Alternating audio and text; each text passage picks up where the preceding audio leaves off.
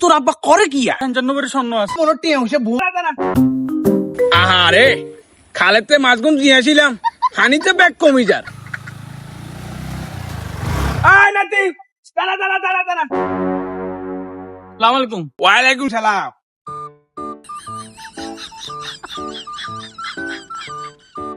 আচ্ছা নাতি, তোকে তো মনে টিয়া হইছে বহুত মনে হয় জ্ঞান। না দাদা, আল্লাহর রহমতে আল্লাহ দিছে, আলহামদুলিল্লাহ। তো আচ্ছা জাগা সম্পত্তি তোকে কিচ্ছু আপনার মাশাল্লাহ দিলে আমার 3 ভাই বোনের জন্য আব্বা ঢাকায় 3টা ফ্ল্যাট নিছে। আমরা 3 ভাই বোনের নামে এটা 3টা করে দিছে। আর আমার নামে আল্লাহর রহমতে মনে করেন না 95 স্বর্ণ আছে।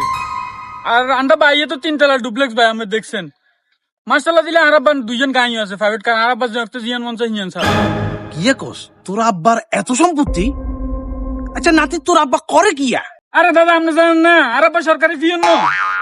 ওইসা আর বাপে তো সরকারি চাকরি করছি, কই আলে তো নাই। আচ্ছা তোর বাপের বেতন কত? আরে দাদা আপনি এখন কিলে জিজ্ঞাসা এখন জিজ্ঞাসের কথা নেই, আপনি ধরেন না 200 টাকা দিছ ঠিক আছে, এখন খরচা বসালা লাগবো আগামী 7 টানে কোন রকম টানে কিছু চলন দেব। अच्छा তো ঠিক আছে দাদা, আল্লাহ হাফেজ। যা যা। तू समझा? না হোলা বালা দিল খোলা এককারে।